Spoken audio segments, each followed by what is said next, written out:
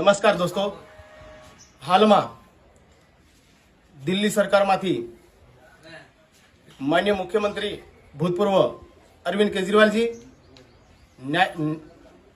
માન્ય મનીષ સિસોદિયાજી નાયબ મુખ્યમંત્રી, જેઓને પર ભારતીય જનતા પાર્ટીના શાસનમાં જેઓને રેડ પાડી અને ખોટા ગુના દાખલ કર્યા હતા ભૂતકાળમાં, જેને લઈને ભારત સરકારની અંદર ખૂબ મોટો ચર્ચાનો વિષય બન્યો હતો.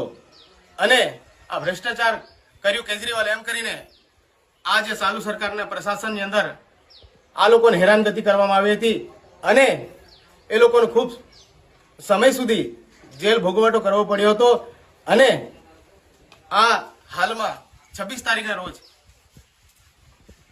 ન્યાયપાલિકાએ એમને ખૂબ સારો આજે ન્યાય આપ્યો છે.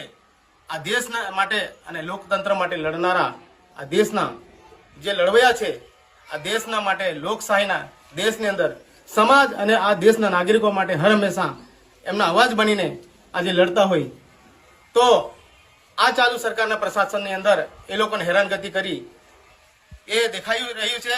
અને એમને આજે ન્યાય મળ્યો છે એ આજે ખુલ્લું કિતાબ દેખાઈ રહી છે કે ન્યાયપાલિકાએ એમને નિર્દોષ જાહેર કર્યા છે.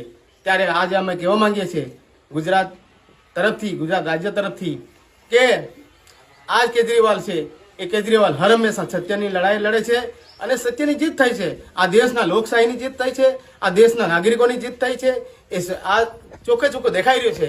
એટલા માટે આજે અમે કહેવા માંગીએ છીએ અને ખુશીમાં વ્યક્ત કરીએ છીએ. આજે ન્યાયપાલિકાને અમે ખૂબ કોટી કોટી પ્રણામ કરીએ છીએ. કેમ કે આવી રીતે જો ન્યાયપાલિકા આ કદમ ભરશે અને દેશના જો વિરોધીઓ જો નું મનોબળ તૂટશે, તો હું આ વાતને ખૂબ જ્યારે અમને હેરાનગતિ કરી બાબતે અમે અમે વિરોધ કરીએ છીએ અને આજે એમને ન્યાય મળ્યો એ બાબતે અમે આભાર વ્યક્ત કરીએ છીએ. જોહાર, જય આદિવાસી, જય સંવિધાન, ભારત માતા કી જય. નામ? મારું નામ છે વિનુભાઈ રાઠવા, વિધાનસભા પ્રભારી, આમ આદમી પાર્ટી, છોટાઉદેપુર.